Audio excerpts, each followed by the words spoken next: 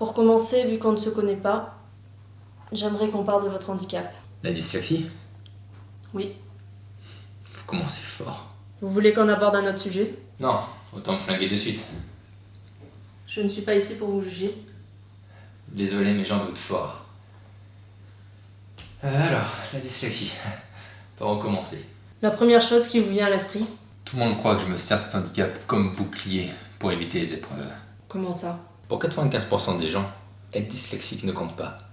Il y a des années en arrière, les gens ne comprenaient pas vraiment le problème, donc ils répondaient un peu bizarrement. Mais maintenant qu'ils connaissent le problème, on est vite catalogués comme des couilles molles. Pour eux, c'est pas un problème. Tout le monde est dyslexique en fait. Vous connaissez le problème? Je suis dyslexique. Bien sûr que je connais le problème. Pour une psy, vous n'êtes pas rapide. Et j'ai passé 15 ans avec un orthophoniste à avoir des notes de merde à en chier, pendant que les autres se la coulaient douce et branlaient que dalle. Et pourtant, j'étais un élève modèle. Mais pour les profs, quand ils sont tous un peu cons, si t'as des mauvaises notes, t'es un délinquant branleur. Si t'as des bonnes notes, t'es un élève modèle. J'étais ni l'un, ni l'autre. C'était triste pour eux. Vous en avez souffert? Bien sûr, mais j'étais qu'une fourmi parmi les géants. Réagir ou m'exprimer aurait juste mis de l'eau à leur moulin pour me descendre encore plus. Et pour revenir à votre question d'avant, bien sûr que je connais la dyslexie. Mais est-ce que vous, oui? Pour les gens dits normaux, la dyslexie c'est confondre le feu ou le vœu, ou inverser ou oublier des mots. Ceux qui pensent ça, et qui pensent que la dyslexie se guérit, prouvent qu'ils y connaissent que dalle, qu'ils font juste leur intéressant et puis voilà. La vraie dyslexie, qu'est-ce que c'est? C'est pas juste ça. C'est tout un fardeau à porter, ça à vie, que vous le vouliez ou non. On n'a pas le choix. Un dyslexique de mon niveau, car bien sûr il y a pire que moi et mieux que moi, on a du mal à comprendre tout ce qu'on nous dit. Il faudrait qu'on nous répète 10 fois les choses pour qu'on comprenne. Et encore. Mais je vous parle pas quand le problème est à l'écrit. Alors là c'est épuisant. Ça pète le cerveau à essayer de comprendre. Même une carte de resto devient un problème. Écrire est comme un enfer. Au vu de toutes les questions qu'il faut se poser pour faire le moins de fautes possible. Et qui dit faute d'orthographe égale rejeter de la société. Je sais, vous allez me dire, mais tout le monde en fait. Faux. Ceux qui disent ça, ils y comprennent rien. Eux, ils vont faire des erreurs d'inattention. Moi, je vais la faire. Et même en me relisant 5 à 10 fois, je ne vais pas la voir. Et même cette faute est grave. Pour moi, elle me paraît naturelle. Et donc juste. Un dyslexique a un cerveau. Bon, je sais plus lequel, qui fonctionne moins bien que l'autre. Donc, c'est pas une maladie, ou presque. Mais c'est un putain d'handicap. Sauf qu'il ne se voit pas.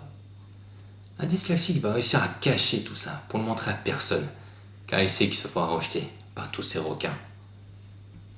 Et même ses requins proches. Mais votre dyslexie est moins forte qu'avant. Oh oui, je suis presque un miraculé d'après mon orthophoniste. Être allé aussi loin avec mon niveau de dyslexie était un exploit. C'est-à-dire? J'ai réussi à être premier de ma classe une année, en 5e. Je sais, vous pouvez vous foutre de ma gueule, j'en ai rien à faire. Pour moi, ça a été une super année. Dur comme les autres, mais avec au final la première place. Et ça, c'était génial. Je me rappelle, moi, un dyslexique, doué pour la perte de mémoire. On oublie vite.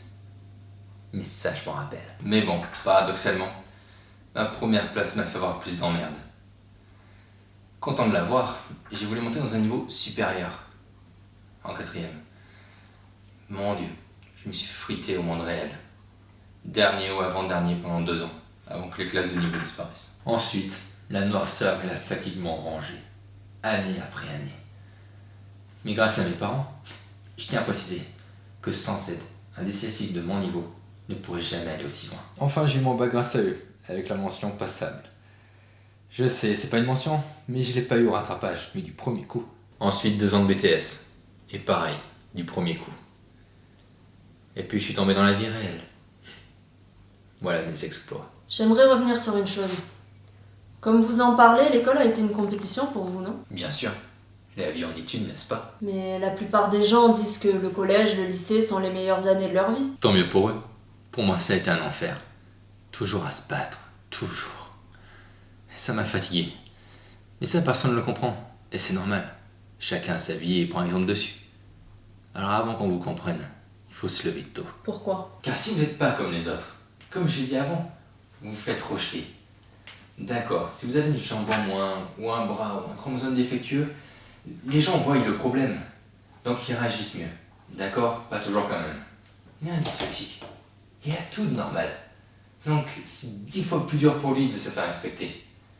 Bon, c'est sûr, on me dit souvent, il faut pas traîner avec des gens qui se moquent de vous, qui sont pas comme vous, etc., etc. Mais alors écoutez bien, si on fait ça, on est seul, et complètement seul. Vous ne connaissez pas d'autres dyslexiques? Ça court pas les rues. Et bon, j'en ai connu que 2. Et on n'avait pas la même sorte de dyslexie. Pour en revenir à ce que vous disiez avant, comment ça se passe dans la vie réelle? L'enfer est différent, mais c'est pareil. Ou disons que là, c'est pas des 2 des 5 que vous avez comme note. Mais c'est pire. Si vous comprenez pas ce que dit le patron, il va pas vous le répéter 10 fois. Il a une boîte à faire tourner. Vous devez comprendre du mieux possible. Car si vous tirez à côté, vous êtes mis plus bas que terre. On vous prend vite de haut et vous n'avez plus aucune reconnaissance. Voilà la vie au travail. Tout est compliqué. Mais vous n'avez pas maman et papa pour vous aider à répondre bien à la question. Alors vous en chiez plus. Vous êtes seul, vraiment seul. Et c'est dur, que ce soit avec vos collègues, votre copine, car elle est plus intelligente et plus forte que vous. Donc ça vous énerve. Tout le monde veut se mettre supérieur à l'autre. Tout le monde veut dominer l'autre. Mais face à un dyslexique, c'est comme faire un 100 mètres avec un mec invalide. C'est dégueulasse, car vous êtes surgagné. Mais au final, je suis devenu une boule de nerfs, prêt à exploser à tout moment. Mais dans tout ça, j'ai réussi des choses.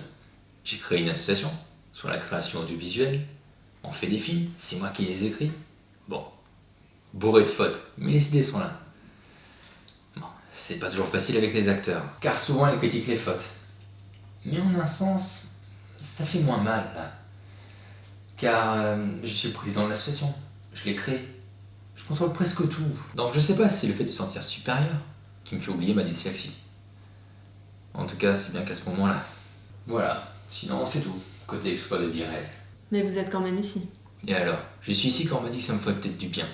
Mais pour le moment, je vois pas le bien. C'est notre première séance. Si vous voulez. C'est bientôt le moment, donc j'aurai une dernière petite question. Ok. Si jamais un dyslexique vous avez entendu parler comme ça, il aurait peut-être le moral à 0. Qu'est-ce que vous aimeriez lui dire? Je vois pas ce qui est démoralisant dans ce que j'ai dit. Preuve que vous m'avez pas écouté et que vous y connaissez rien. Un dyslexique de mon niveau aurait compris que j'ai réussi des choses uniques. J'ai des diplômes, bac plus 2, un boulot, un salaire pas top, mais je suis encore jeune. J'ai créé une association. Je fais des films que j'ai créés en plus. Et malgré toutes les merdes que la dyslexie entraîne, elle a un avantage.